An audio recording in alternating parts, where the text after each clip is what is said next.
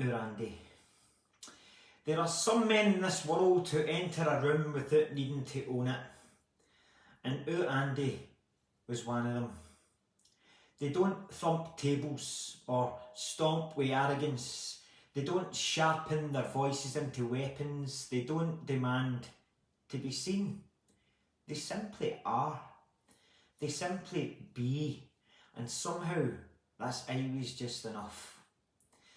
There are some men in this world who wear kindness like a tailor-made jacket, not for show, not for applause, but because it keeps other people warm. Our Andy was the kind of honest that didn't cut you, the kind that cleared the fog, the kind that sang like the sun in springtime, the compassionate kind that didn't pity you, never pitied you, but sat down beside you and stayed a little while. There are some men in this world who understand that strength is not a noise or a force. It's the steadiness that stands when all you want to do is run. It's the wisdom you need when the world spins too fast and you feel like jumping off. Steadiness. Steadiness. Not a roar, but a rock. Not in the screams, but in the form of a genuine smile despite the harshness of life. Stoic. He was our Andy, but not of stone. There was fire in him, passion under the surface, beneath the softness of that big, bright face we all grew to love. Always an invitation behind the welcome in his eyes. Conviction without cruelty, truth without theatre, and that laugh. Oh, that fucking laugh. I'm sure he once described himself as a human vibrator. Can you not remember how he scrubbed your soul of sadness, how it tickled your heart hours after it had faded, it stuck with you, it clung to you? Who would have thought that laughter could be a work of art? Didn't he just break the silence? It rewrote it. It slipped under your skin, found your ribs, took them and made you feel chosen. Chosen just for being within its reach. There are some men in this world whose generosity is not counted in coins, but in presence.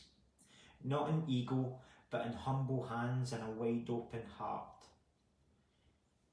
His heart may have stopped breathing, but its rhythm is beating, it's still reaching, because memories are eternal. It's a drumbeat that I'll always be proud to march to. Our Andy. He gave you time. He gave you attention. He gave you the dignity of being fully heard. Not in performance, not in pretending, just genuine. In the warm embrace of time, and in a world that trades in masks.